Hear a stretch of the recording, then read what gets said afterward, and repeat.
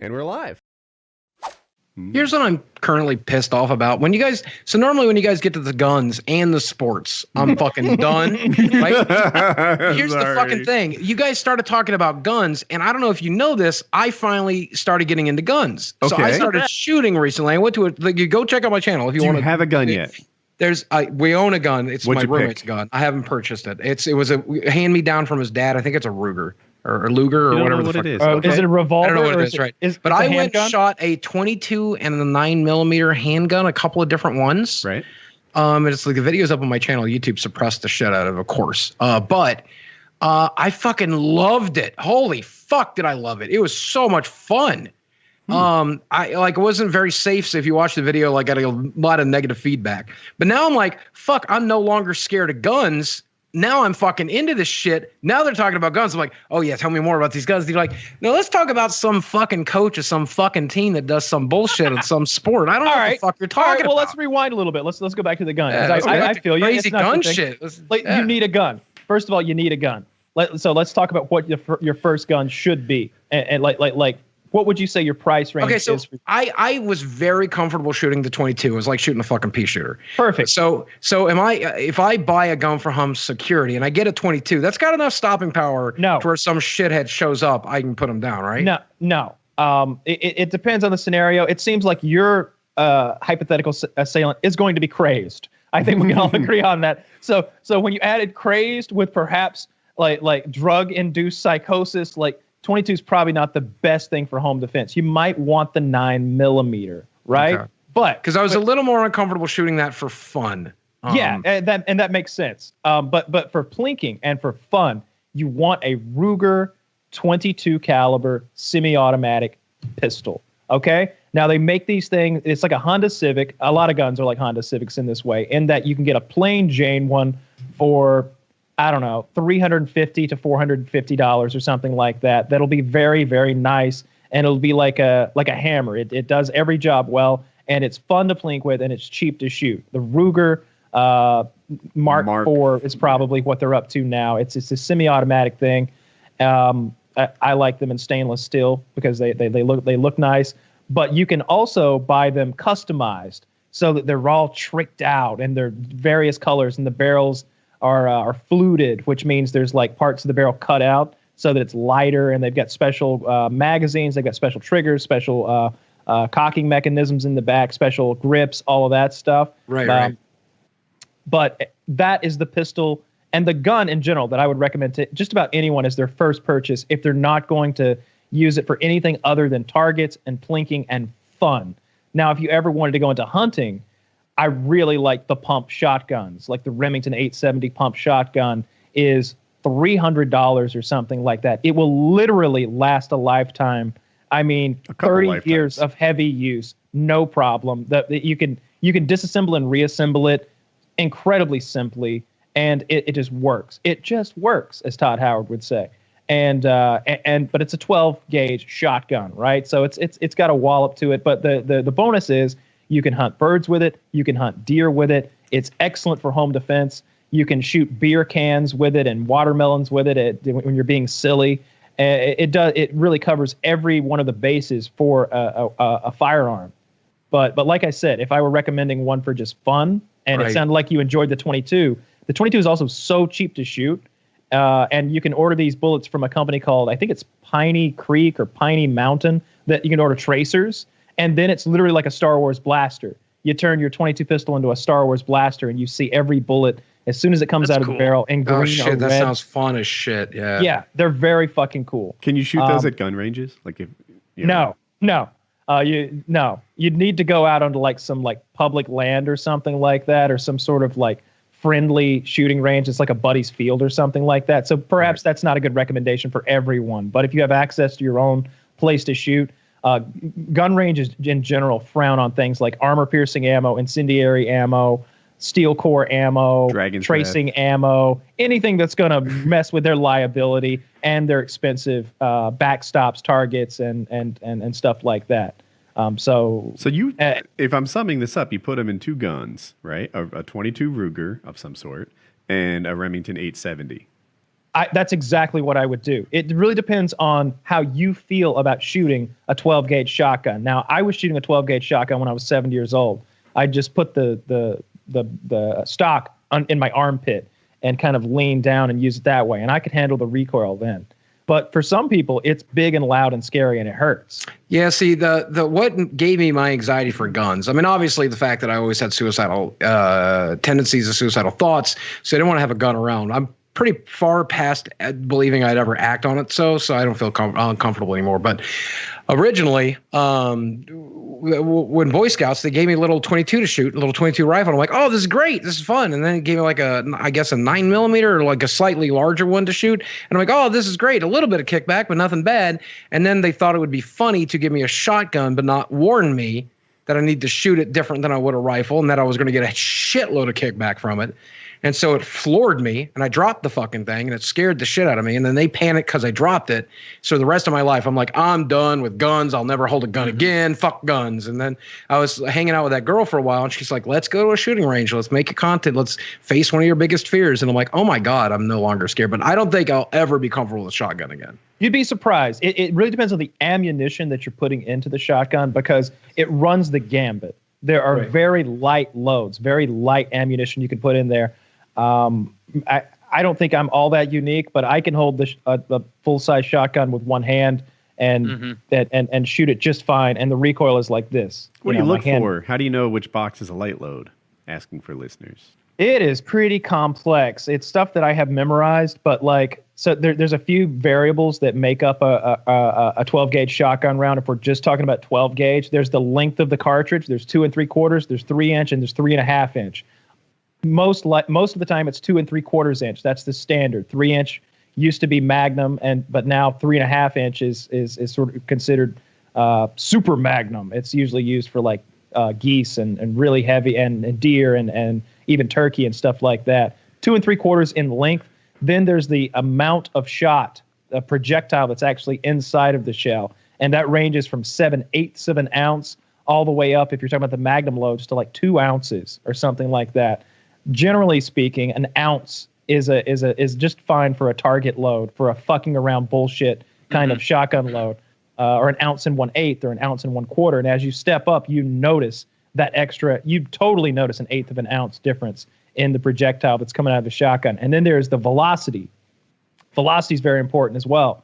Velocity times mass equals force, right? So and that's true on the force that's being delivered as much as it's true on the force that's being delivered to you in recoil.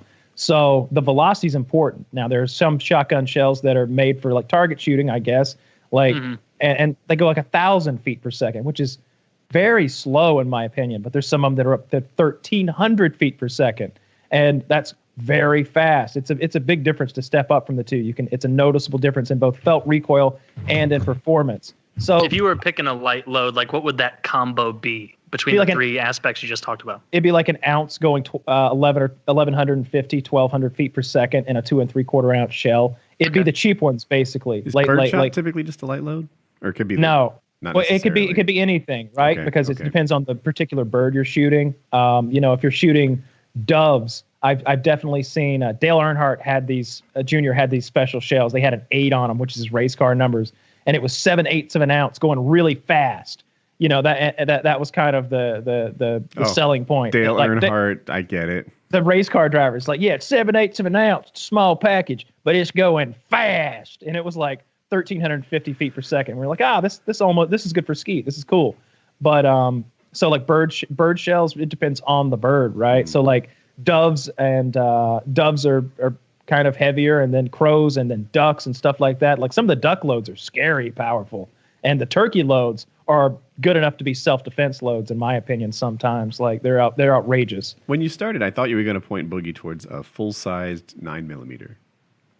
Yeah, he didn't sound. He sounded like he really enjoyed the 22. And yeah, the 9mm was enough kickback to where I was pretty nervous. So let me ask you: do you know what you were shooting? Mm-mm. No. So we try to couple it. If you go bring up that video right now, you'll be able to see what we shot. Yeah. But here's what I wanted to say. Yeah, if you have a smaller 9mm, something that someone might carry for like self-defense in their purse or their in a holster, it kicks a lot because that gun is light and it's meant to be carried all the time and not shot a bunch. Right. If you have a full-size 9mm, something you might keep next to your bed, the gun is so heavy that the bullet doesn't kick it back into your hand a lot. Right, So right. It's the SIG P226 full-size handgun that I have that shoots 9, like, it really doesn't kick much at all because of exactly what you said. Like, it's just too heavy. It beats most of the kick. Whereas you get a little, I know it's not a 9, but like a little Derringer or something. Like, yeah, that's going to kick your... What about a rifle? I mean, I wouldn't have a problem getting like a decent gun cabinet and keeping a rifle and a shotgun in it. Do you recommend a rifle for home defense? First of all, the 22 that you shot is the one I recommended. That's the cheapest Ruger version. 1022? No, it's a pistol. He's shooting the Ruger 22 caliber pistol. That's one of the cheaper ones. There are others that would feel nicer in your hand and look nicer as well. Because that one felt really nice. Yeah, it felt really good. But by the time we got to the 9mm, he's like, the way you're holding it, you're gonna blow your fucking thumbs off. And I'm like, what? Because then I'm nervous again, right? Yeah, he shouldn't say that. He's like, that's not good. What was he saying? Like, keep your thumb out from behind the slide? Right, yeah. And I was like, well, clearly, but like, then I was so nervous about how to actually hold it. And I'm like, I'm doing this because now I want your one thumb here and one thumb in the back. And I'm like, all right, but now I'm not fucking nervous about holding the fucking thing. Why, but of course, obviously he's there to teach me, we don't really show him. But he didn't. Could have been a better tour guide into the world of guns. That's a very aggressive way to start.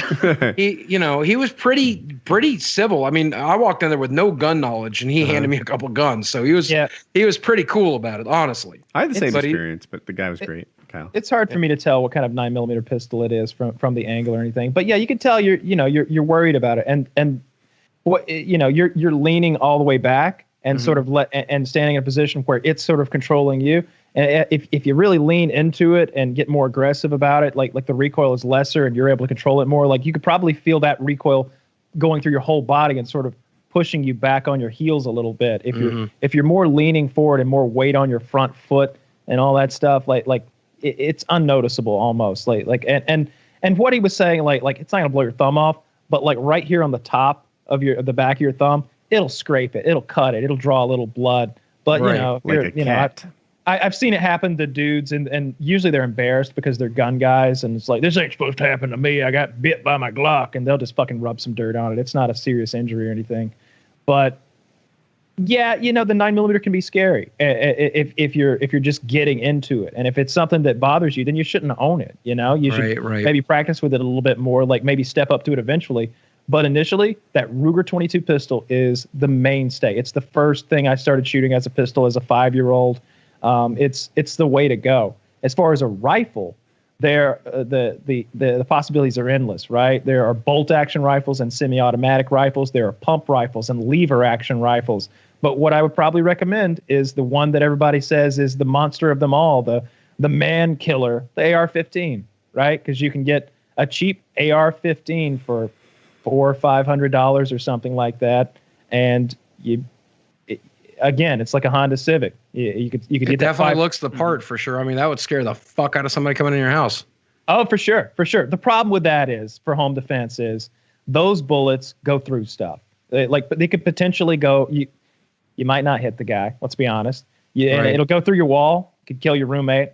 Could get lucky, and you could miss the guy. Go through your roommate's wall, miss him, go through his exterior wall and hit your neighbor. Because AR-15s are kind of like laser guns a little bit. They'll go through 3 or 4 drywall walls unless they hit brick or a couple of 2x4s. They're not just going to stop in their tracks. Well, you just talked me out of an AR right there, boy. Holy shit. Yeah. You're going to shoot up my neighbors, for fuck's sakes. You absolutely could. And then you get in that horrible liability scenario of like, well, yeah, that guy did break into Boogie's house, but Boogie killed his neighbor who was asleep in bed. The shotgun, on the other hand, it's got all the force, but not the velocity and not the penetration. So it'll hit a drywall wall and it'll pitter out and like scatter on the other side. So if I'm using spread, would you recommend loading a shotgun kept at home for self-defense? Would you recommend like some buckshot for that? I mean, because that's still going to have stopping power, right? I mean, obviously slugs are going to put him down, but the slugs is just going to make it harder to hit him, and it's actually going to penetrate through. Everybody says buckshot. Almost on that all close range, birdshot's going to fuck you up. That's what I was about to say. Everybody recommends buckshot, but like I don't know. look, I've never been to war with a gun. I've never been in a self-defense scenario where I had to shoot someone or anything like that. It's like, but I have hunted a lot, and I've shot deer at every range that you can imagine. I've shot coyotes with shotguns using buckshot, birdshot, turkey shot, everything in between. And I found that birdshot at close range drops a deer to the ground, and the deer dies in about 2.5 seconds flat. And I would imagine that the gun battle is going to happen in your bedroom. So to me, it just feels like a powerful birdshot is good enough. Certainly a turkey shell, but like if you want to appease anyone who's going to be looking over your shoulder and be like, so what kind of man killer bullets you got? Because I got the ones that'll kill him, set him on fire, and then irradiate the core. His family won't even be able to bury him in a proper cemetery. A lot of people feel that way. They really want to soup this thing up. But practically speaking, I've killed a lot of fucking animals with shotguns, and all of the bullets that I've never shot anything with a shotgun and be like, it wasn't powerful enough. They all died. Kyle, to be honest with you, if there were non-lethal options that would keep me safe, those are options I would look at. But the reality, because I don't want to fucking kill even somebody who's made the mistake. Some lunatic is like, fuck Boogie and fuck his politics and fuck him. I'm going to murder him. I don't even want to kill that guy. I don't want to kill nobody. There are not non-lethal options that are reliable enough to risk your life on in the hopes of preserving theirs. Right. That's what I would say. Now, there's a reason that cops carry a taser and a sidearm. It's because that taser can be deployed in very specific scenarios. But if you watch cop videos, they fail continuously. If you watch cops use rubber bullets out of shotguns, if that guy's jacked up, I've seen scenarios where like the guy's wife will leave him. PCP or some shit. Well, or he's just upset. He's just very upset. His wife has left him. Determination is what it is. The guy will be in the street holding a blade, no shirt. His wife has left him. He's ready to die. And they start pegging him with these rubber shotgun shell rounds, and he's just, you can tell they hurt. He's not unresponsive, but he's not undeterred. It's not either. broken. He's still ready to slash with that knife. So I feel like for home defense, you just go lethal. So while Kyle's educating everyone, Boogie mentioned he'd get a gun cabinet, which raised alarms with me. Now, I have a special needs kid in the house, so my stuff goes in gun safes. Everything I have is locked. Is a cabinet the right solution for him? I might be too biased towards safe. What do you keep a gun in? And he has parties. He's an adult. Like what I would recommend is if there are going to be people in the house that you don't trust, that you wouldn't trust to leave in your house alone with your gun, if that's ever going to be a scenario, then there should be some way to lock the weapon away. Now, there are trigger guards. That's the cheapest option. That basically renders the weapon inoperable unless you have the key, the code, the combination, etc. And that would do the trick as far as safety. But it doesn't prevent them from stealing your weapon. If they steal your weapon, go home with a hammer, knock the thing off, and then do harm with it, perhaps you're liable to some degree. Probably not, because they've gone through 2 or 3 steps of your deterrent to achieve that set effect. But still. You can get a locking safe that's not like some crazy like spin the big dial and punch in a digital lock thing for a few $100s. You can go to Tractor Supply store, like a big sporting goods store. I went to Dick's the other day, and they had big safes that are locking with steel walls, and they're like $1,200, $1,400, something like that. That may be overkill for you. I feel like if you're in an adult household where you're there most of the time, you can stick the thing in the closet. Although we're saying all this publicly right now. So to come full circle, since we're saying it publicly, and we may be alluding that Boogie's got a shotgun under his bed. Right. But then if you're home, and this is for home defense, I will say this. If you're in bed at night and you hear a window break, or you're all alone and you hear the door being forced open, the last thing you want to be doing is fumbling with a code, a key, one of those high school locker style spinny bullshit things. You having want to load it at the last second because you kept it unloaded. Yeah. You want to be able to lay hands on that thing and be armed in seconds, because that might be all you have. And again, that's sort of the mindset that a lot of guys who are like, yep, and now he's irradiated. Like they have, but just because you disagree with someone doesn't mean that when they go outside and they say it's raining, doesn't mean it's not raining. You know, sometimes stupid people are right about things. sometimes ignorant people are right about things. And I think this is one of them, that if you're in a scenario where you don't have children in the home, you don't have irresponsible adults in the home, and you generally are at that home keeping things secure with your person, then I want the gun loaded and close to me. I mean, that's how my roommate sleeps with his. It's. I know exactly where it is. I know exactly how he keeps it. It's loaded, ready to go. It's not in a gun safe. It's tucked away. It's not obvious where it is, but he can easily, if he's asleep, he can have it in his hand in 30 seconds, 20 seconds. So just And I want to provide with, the like, counter argument, just so Boogie can make his own decision, and the listeners, like, I picture you doing these Magic the Gathering parties. I picture you, like, do you ever have like, hey, everyone, throw your coats on the guest room bed or something, like, if there's people in your house who you wouldn't trust alone in your house, guys who go to the bathroom and might go exploring, I don't know. Do the people that you hang out with sometimes bring their kids? If that's the case, locking the gun is essential. Yeah, you're right. You're right. Absolutely right. Yeah.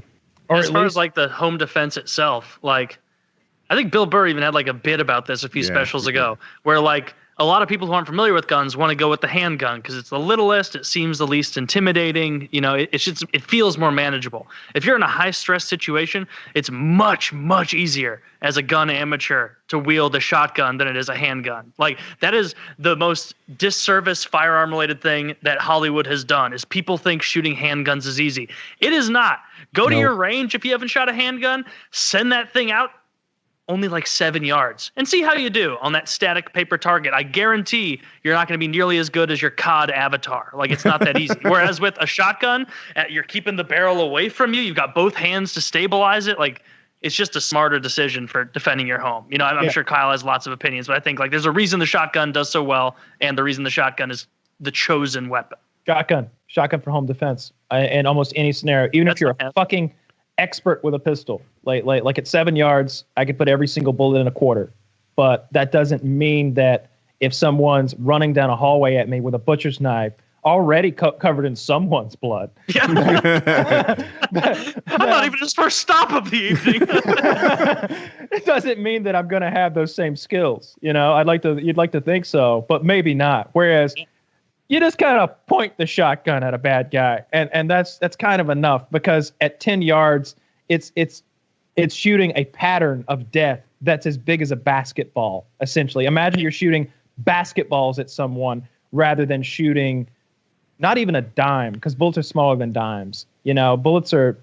Plus, the length of the barrel makes it really easy to point. Absolutely. I can hit things two hands with an AR-15 or F2000 at 25 yards pretty reliably, but if I have a pistol in my hand with a 4-inch barrel as opposed to whatever it is, 18, it's not as reliable. And then the last thing, this is experience I wish everyone who thinks they're good at shooting, do it under a clock, right? Because I can hit paper target. I'm not special. Like, I don't mean to act like I'm some great shot, but I'm pretty good at paper targets. When I take all my time and I fire once every 5 seconds and stuff like that. I've competed in shooting a couple of times, and I was the worst there.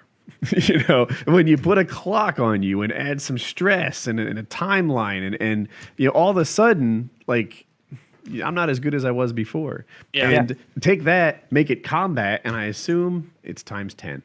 Sure. Absolutely. And like I've never been one to like have a big head about that and be like, well, those watermelons didn't stand a chance today. Who's to say a Cambodian hit squad would do any better than 85 pounds of melon? I would say that they will, and that I'll be terrified, and that I'll be missing a lot, and that the more I miss, in a video game, you ever start missing a guy in COD, and it just makes you want to spray more and more and more because you just want the engagement over with. I feel like that's not just a video game response; that's a human being response. So shotgun all the way. Although accidentally going prone behind a barrel is probably just a video game thing. I drop shot when I defend my home every time. I'm prone the whole time. Every time. Like when they break in, I actually jump crouch through the window, so I come right through, blow their head off. And Boogie, there are other shotguns in the 12 gauge. That's something that not a ton of people know because Hollywood has popularized the 12 gauge. And, in general, it's the most popular one. There are ladies' shotguns, as I think of them. The 20 gauge would be just fine. 20 gauge is a big step down in recoil and in cost and in size of the weapon. And it's just as effective when you put the buckshot in there. It's what size? 20 gauge. 20 gauge, right? And I could go into a whole complicated thing explaining what the gauges actually mean, but it's irrelevant. But it's basically the size of the bullet, right? And so I'm going to have to do it now. Oh, shit. Okay, but here you want to hear a really dark story I've never told anywhere. Yeah. It's so fucking dark. So right about the time of the divorce, I was having like a lot of suicidal ideology, and I have not told the story anywhere else. I should not tell it. I'm not going to tell it. Fuck it. I went to Walmart and I'm like, hey, ma'am, can I see one of those junior shotguns? And he's like, yeah. And my goal was just to see if I took the shotgun home with me, just in case I decided I wanted to end it, which I had considered. Yeah. Whether or not I could hold this and get it in my mouth, pull the trigger. Yeah, I'm going to stop giving you gun advice at this point. Okay. I'm just kidding. I picture Boogie at Dick's Sporting Goods with the barrel in his mouth. Like, yeah, this will do.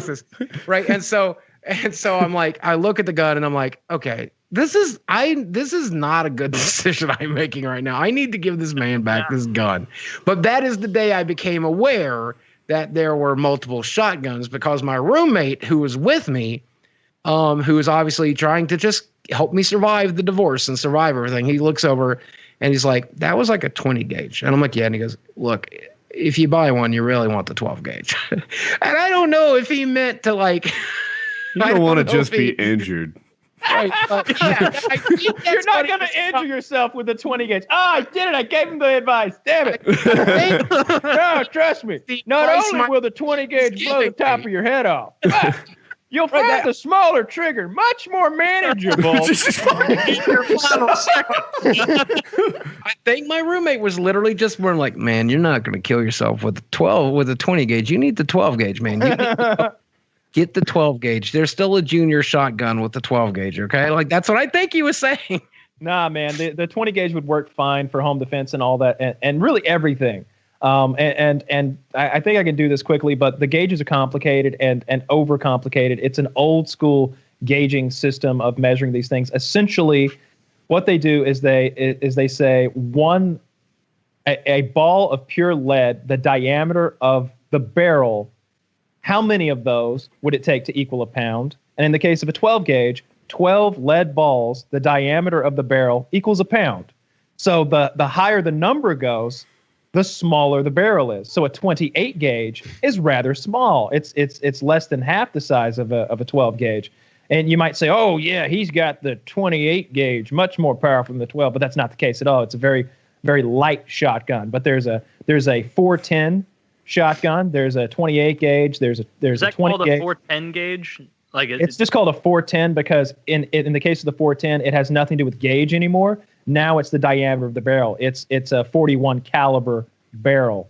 So do they have those in long guns, or are those just like the Judge handguns? Like yeah, they have them in long guns too. That's the one that they often give to children. If the child's a bitch. Now how's the 410 for suicide, Kyle? Is that a good suicide gun? I'm not going to answer that question. And then on the other side of the scale, there's guns above the 12 gauge. There is a 10 gauge. Mm-hmm. I've shot the 10 gauge. It's very scary. And there used to be 8 gauge and a 6 gauge that were used for things like elephant and other big game and things like that. But yeah, you could do a 12 gauge or a 20 gauge and an 870. You'd be shocked at just how manageable it is. You throw some ear protection on.